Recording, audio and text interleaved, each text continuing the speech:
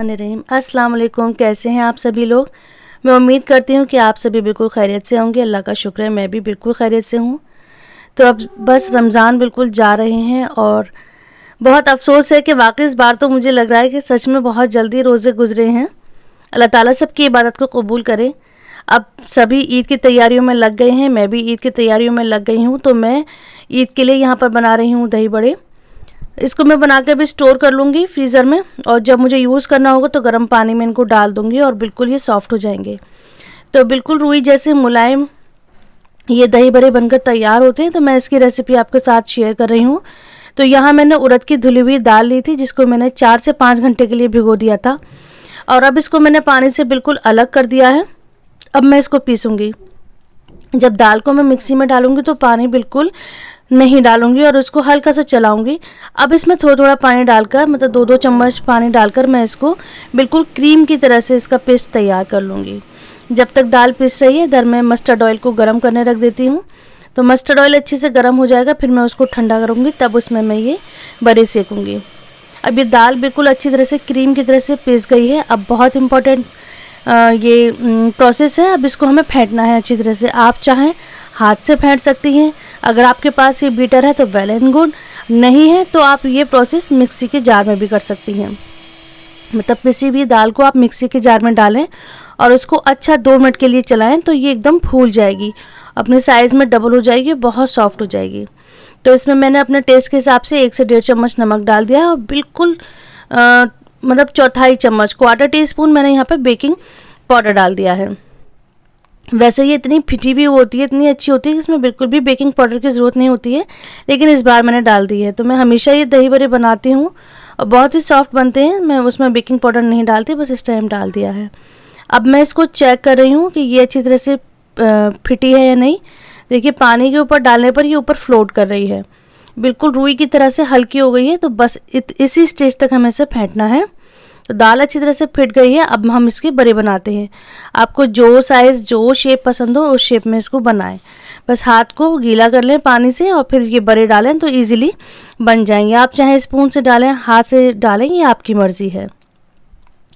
तो मैं अब इसको मीडियम फ्लेम पे इसको फ्राई करेंगे, और इसको टर्न करने के लिए मैं यहाँ पानी की छींटे डालती हूँ। ये प्रोसेस मैंने देखा था, हम बचपन में हमारे घर में से हमारी घर में खिड़की थी, खिड़की में से हमें दिख रहा था कि हमारे पड़ोस में कोई फंक्शन था, वहाँ पे हलवाई खाना बना रहे थे, तो वो दही बड़े बना रहे थे। बहुत पुरानी बात है, जब मैं 5th क्लास में थी तब मैंने ये प्रोसेस देखा था कि वो दही बड़े मतलब टर्न नहीं कर रहे थे स्पैचुला से या किसी चम्मच से, वो पानी की छींटे डाल रहे थे, पानी की छींटों से वो खुद ब खुद टर्न हो रहे थे।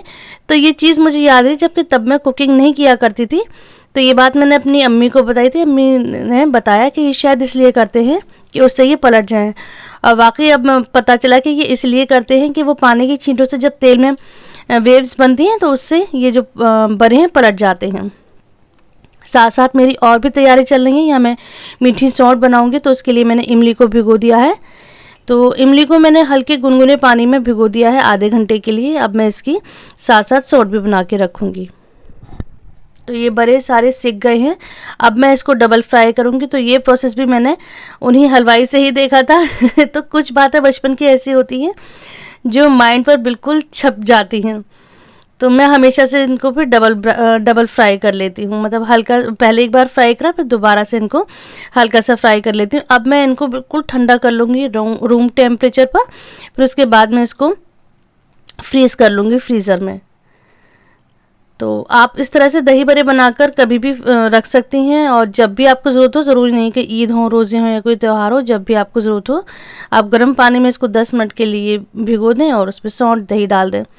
तो ये मीठी खट्टी मीठी चटनी बनकर तैयार है। तो ये बनाई है मैंने इमली से, गुड़ से, चीनी से। इस सबको मैं पकने रख दूँगी। अब इसमें बेसिक मसाले डालूँगी, काला नमक, भुना हुआ ज़ीरा, सौंठ, गरम मसाला, ये सब मसाले डाल के बहुत मज़े की ये चटनी बनकर तैयार होती है।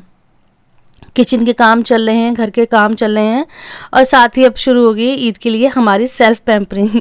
तो इसके लिए अब मैं करूँगी पेडिक्योर। बहुत ही आसान स्टेप्स के साथ है, बहुत ही मतलब चलते फिरते हर कोई कभी भी कर सकता है। तो उसके लिए मैंने एक बकेट में बॉडी वॉश डाल दिया है। बॉडी वॉश नहीं है तो आप कोई भी शैम्पू यूज़ कर लें। मैंने उसमें बॉडी वॉश डाला है और डिटॉल के कुछ ड्रॉप्स डाले हैं। उसमें नमक डाल दिया है और नींबू डाल के अपने पैरों को मैं सोक कर लूँगी। उसके बाद सिंपल टूथ ब्रश से, जो कोई पुराना टूथ ब्रश ले लीजिए जो यूज़ में ना हो, उस पर पेस्ट लगा के नेल्स को साफ़ कर लीजिए और जो ये मैंने स्टोन दिखाया था पिमिक स्टोन, उससे पैरों को रब कर लीजिए और एक हैवी मॉइस्चराइज़र लगाइए। तो उधर पेडिक्योर हो रहा था, वो भी बिल्कुल डन हो गया है। उधर ये सोंठ पक रही थी, क्योंकि सोंठ को पकना होता है लो फ्लेम पर, तो वो पकते पकते बिल्कुल तैयार हो गई थी। तो 2 in 1 काम हो गया। अब ये सोंठ ठंडी हो गई, मैंने इसको स्टोर कर लिया है, फ्रिज में रखने से ये और गाढ़ी हो जाएगी। अब इधर शीर खुरमा के लिए मैं कुछ ड्राई फ्रूट्स भिगो रही हूँ। तो मैं शीर खुरमा की मेवा अलग तैयार करूँगी, कीमामी की अलग तैयार करूँगी और एक मिक्स डिब्बे में अलग बना के रखूँगी। तो शीर खुरमा के लिए इन सबको मुझे सॉफ्ट करना है, तो इनको अलग अलग भिगोऊंगी, क्योंकि बादाम देर में भीगते हैं, देर में सॉफ्ट होते हैं और काजू जल्दी सॉफ्ट हो जाते हैं। तो जो चीज़ जल्दी सॉफ्ट हो जाती है उसे अलग बोल में भिगो रही हूँ। छुआरे बहुत देर में सॉफ्ट होते हैं, तो छुआरों को भी अलग बोल में भिगो रही हूँ। तो छुआरों को मैंने भिगोया था 3 से 4 घंटे के लिए, बादाम को भी 3 घंटे के लिए भिगोया था, और ये जो काजू हैं, काजू और इसमें मग्स वगैरह डालेंगे, पिस्ता डालेंगे, तो इन सबको मैंने आधे घंटे के लिए भिगोया था। तो इस तरह से सारे ड्राई फ्रूट्स मैंने भिगो दिए हैं। अब जो मुझे कद्दूकश करना है, मैं वो चीज़ें कद्दूकश करूँगी। तो मुझे गोला पहले कद्दूकश करना था इस टाइम पापा को बड़ा मिस कर रही थी, क्योंकि ये सारे काम पापा के होते हैं। मतलब जो गोला कद्दूकश करना होता है, ये मटर छीलनी होती है, ये पापा के काम हैं, क्योंकि उन्हें पसंद भी है और थोड़ा उनका टाइम भी पास हो जाता है। लेकिन पापा माशाल्लाह इत्काफ में बैठे हुए हैं, तो वो मस्जिद में है, वो नहीं आ सकते घर पे, तो ये सारे काम भी मैं कर रही हूँ। तो इधर मैं काजू, बादाम, पिस्ता, इन सबको मैं ग्रेट कर लूँगी। ये जो स्लाइसर है, ड्राई फ्रूट का स्लाइसर, बहुत ही हेल्पफुल चीज़ है। ये इतने बारीक से शेप्स तैयार हो जाते हैं, नाइफ से करने में बहुत टाइम लगता है, तो ये फटाफट से हो जाते हैं। तो सारी ड्राई फ्रूट्स को मैं चॉप करके एक किसी भी बॉक्स में स्टोर कर लूँगी और फ्रिज में रख दूँगी। मैं वैसे भी ड्राई फ्रूट्स हमेशा फ्रिज में ही रखती हूँ, मैं बाहर बिल्कुल भी नहीं रखती। और मैं आगे इसमें दिखाऊंगी कि जो मैंने मग्स डाले हैं इस ड्राई फ्रूट्स में, तो वो मग्स मेरे कम से कम 6 महीने पुराने हैं और बिल्कुल भी कोई टेस्ट में फ़र्क नहीं आया, क्योंकि मैं फ्रिज में रखती हूँ। तो ये सारे ड्राई फ्रूट्स तैयार होते जा रहे हैं, इनको कट कर करके मैं एक जगह रख रही हूँ।